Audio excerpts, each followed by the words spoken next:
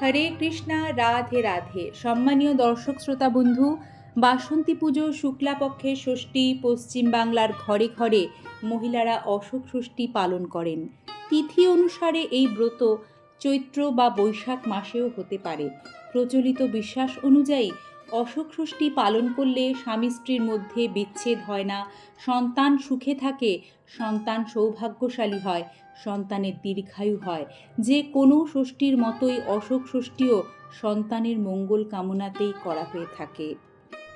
চৈত্র মাসে শুক্লপক্ষে ষষ্ঠী তিথিতে মহিলারা অশোক ষষ্ঠী ব্রত পালন করেন।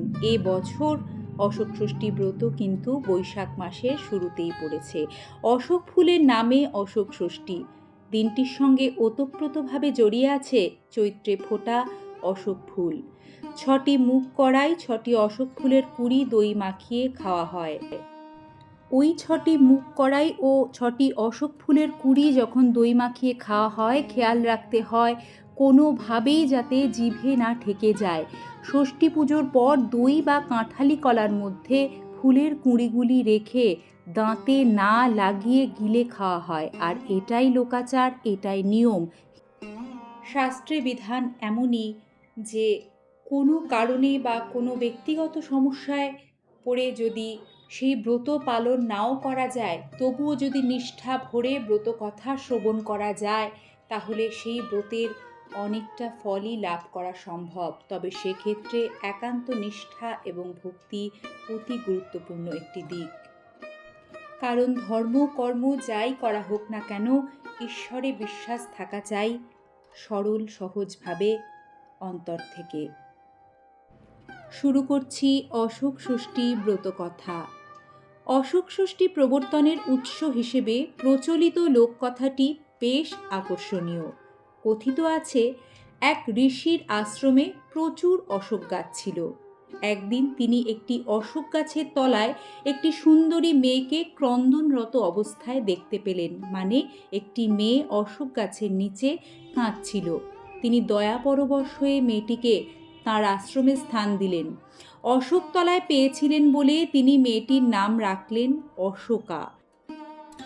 ক্রমে মেয়েটি অপরূপ রূপবতী হয়ে যৌবনে উপনীত হল। মেয়েটিকে একা আশ্রমে রেখে যাওয়া নিরাপদ নয় ভেবে তিনি পাত্রের সন্ধান করতে লাগলেন। কিন্তু অনেক খোঁজাখুঁজি করেও উপযুক্ত পাত্রের সন্ধান পেলেন না। সেই সময় এক রাজা মৃগয়া করতে অশোক বনে উপস্থিত হলেন।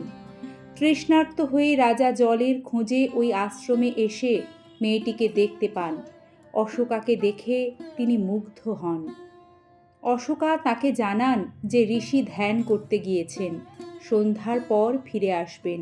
তখন রাজা একটি অশোক গাছের তলায় বিশ্রাম নিতে লাগলেন।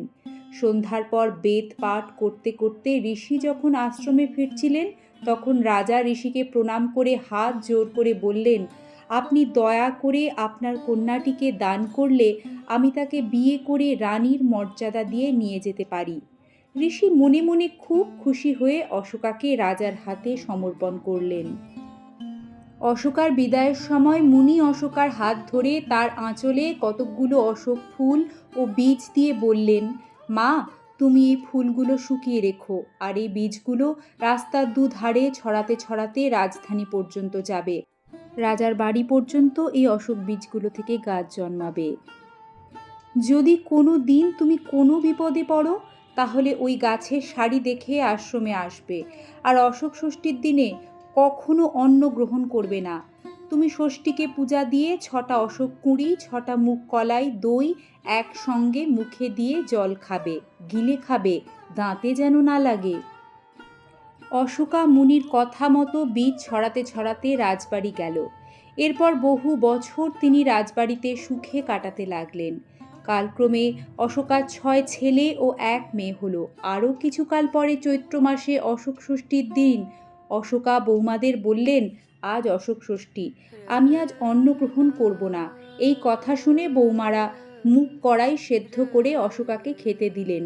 নিয়ম মেনে ষষ্ঠী পূজা করে খেয়ে অশোকা শুয়ে পড়লেন। ঘুম থেকে উঠে সকালে তিনি দেখেন সবাই মরে পড়ে আছে, কিছু বুঝতে না পেরে কাঁদতে কাঁদতে অশোক গাছ বরাবর রাস্তা চিনে আশ্রমে এসে মুনিকে সব কথা খুলে বললেন। মুনি সমস্ত বিষয়টা বুঝতে পেরে অশোকাকে বুঝিয়ে বলতে লাগলেন, মা, তুমি যে মুগ কলাই সেদ্ধ খেয়েছ তার মধ্যে একটা ধান ছিল, সেই ধান সেদ্ধ হয়ে ভাত হয়েছে, তা খেয়েই এই বিপত্তি।